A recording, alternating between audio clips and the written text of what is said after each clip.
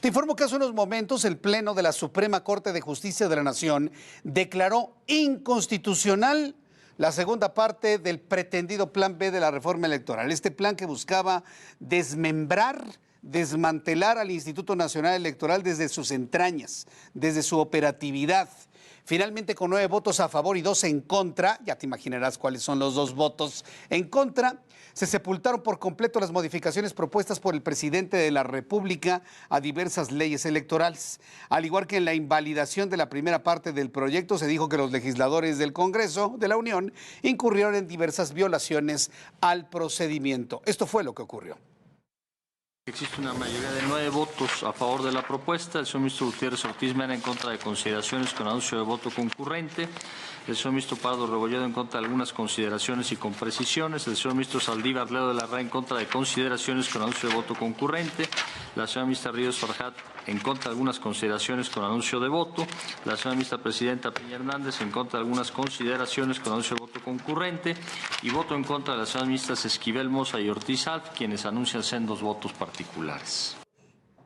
Bien, pues ya sabemos, ¿no?, quién va a estar siempre votando a favor de las cosas del presidente de este país. Para hablar de este tema, me da mucho gusto saludar a Francisco Burgoa, profesor de Derecho Constitucional de la Universidad Nacional Autónoma de México. Me da mucho gusto saludarlo, bienvenido. ¿Cómo está? Buenas tardes.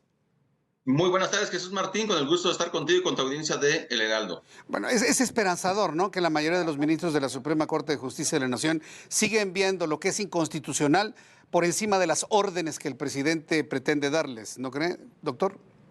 Absolutamente es esperanzador y además se mantiene una congruencia de las 9 ministras y ministros que estuvieron declarando la invalidez el mes pasado de la primera parte del Plan B de la reforma electoral.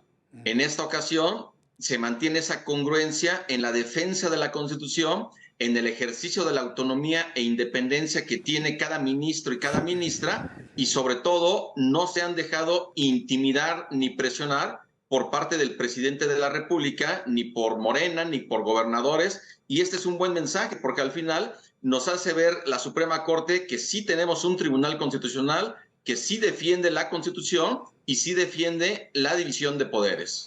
La narrativa que se busca implementar desde el gobierno federal es que los ministros que votan en contra de este tipo de medidas están en contra del pueblo, en contra de la democracia y en contra de la autonomía del legislativo. ¿Cuáles son las verdades y las falsedades de este tipo de narrativa? Como bien comentas, esa narrativa solamente es para denostar, para atacar, para intimidar, para presionar a todos los ministros y ministras que en el ejercicio de sus funciones defienden la Constitución, porque dentro de esa narrativa que inclusive a través de comunicados por parte de la Presidencia de la República y su Consejería Jurídica, solamente son descalificaciones que no tienen un sustento jurídico ni constitucional, porque se ha dicho también que la Suprema Corte se está excediendo en sus facultades o está usurpando funciones que no le corresponden, funciones legislativas, al momento de que está atacando o invadiendo lo que es esta parte del proceso legislativo a cargo de ambas cámaras del Congreso, y eso de ninguna manera. Basta con leer la Constitución, basta con comprender el artículo 105, fracción segunda de la Constitución, que es el que nos habla de las acciones de inconstitucionalidad, que es en donde se encuentra la facultad que tiene la Corte para poder intervenir en estos asuntos y defender la Constitución.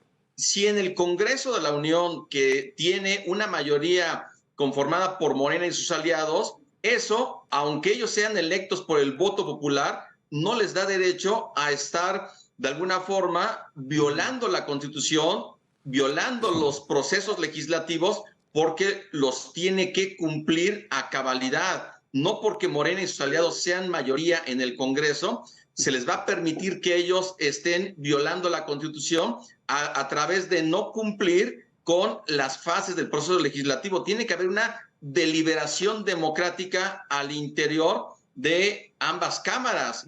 Y esa deliberación tiene que ser, porque es en términos constitucionales que se tiene que llevar a cabo, y en su caso simplemente hay violaciones al proceso legislativo desde el momento en que no hay una votación al interior de las comisiones de trabajo, no se reúnen, se cambian los proyectos de dictamen, se sustituyen los dictámenes en la Gaceta Parlamentaria, no hay un tiempo suficiente para que las minorías parlamentarias y todos los diputados y senadores en general puedan conocer realmente qué es lo que se está votando y discutiendo en su caso. Y la Corte simplemente hace uso de sus funciones y de ninguna manera usurpa facultades del Congreso de la Unión. Qué bueno que se explica esto, porque se trata de hacer creer que está usurpando funciones legislativas la Suprema Corte de Justicia de la Nación. Es algo completamente falso, pero el problema es que la mayoría de los mexicanos, profesor Francisco Burgoa, la mayoría de los mexicanos estamos en un desconocimiento de estos principios